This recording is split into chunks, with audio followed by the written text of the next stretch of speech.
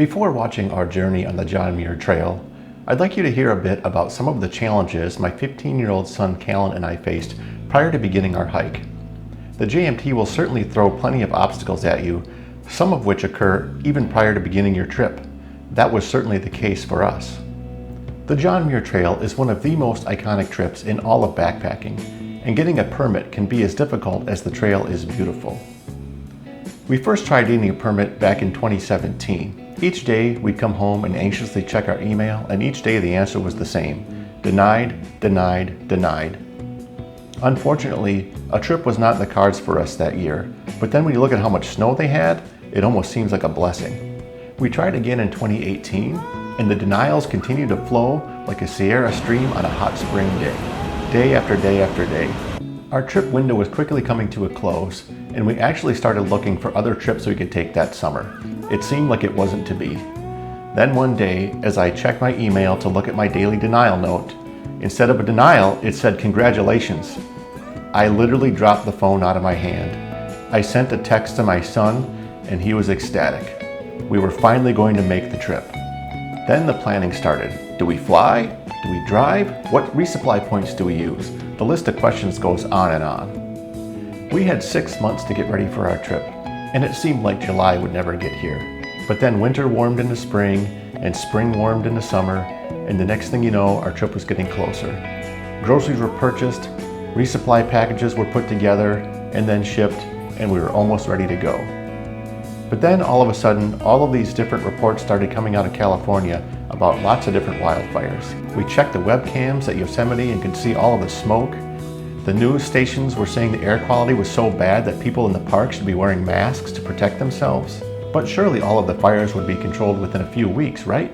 Unknown to us at the time, this was not to be the case. And on July 22nd, we gave my wife and my older son hugs, and we headed out on our journey of over 2,000 miles to Lone Pine, California. The drive took us over 30 hours, and as we drew nearer to California, the wildfires drew nearer to Yosemite National Park. After several long days of driving, we made our way across Death Valley and cruised into Lone Pine, California. This was where our truck would be parked, patiently awaiting our return while we were on our hike. As we pulled into town, the phone rang. It was my wife. She informed us that the fires had continued to spread around Yosemite and they were closing the park. My heart sank. We were supposed to start our hike in Yosemite. What did this mean for us? I immediately called the ranger station and talked to one of the rangers. She said that our permits had been canceled.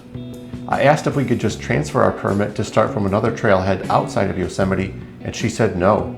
Canceled was canceled. We no longer had a permit to do our hike.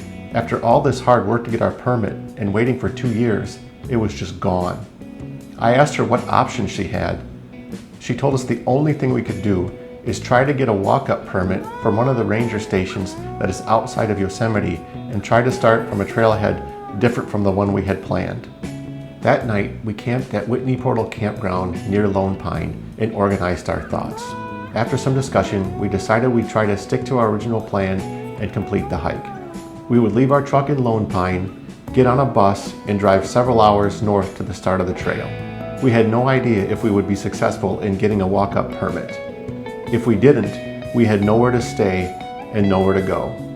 Our bus arrived in Tuolumne Meadows near the ranger station at around 10 a.m. It turns out that permits are released each morning at 11 a.m., so we didn't have much time. We put our packs on and made our way over to the ranger station.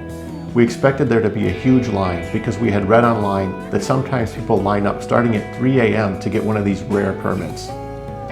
Fortunately, as we approached the ranger station, we noticed there were only about 10 people there. We waited until our turn came up and then went in to talk to the ranger. We explained our situation and told her we were trying to get a walk-up permit.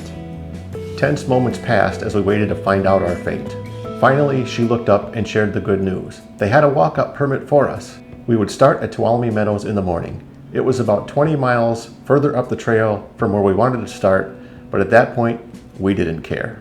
We found out later that it's not very common to get a walk-up permit showing up that late, but it turns out that the smoke and fires had kept many people away. With permits in hand, we could finally relax, knowing that we would be soon starting our journey. Now that you've heard about some of the hurdles we had to overcome, just to get to the starting line, it's time to watch the trip. I certainly hope you enjoy it.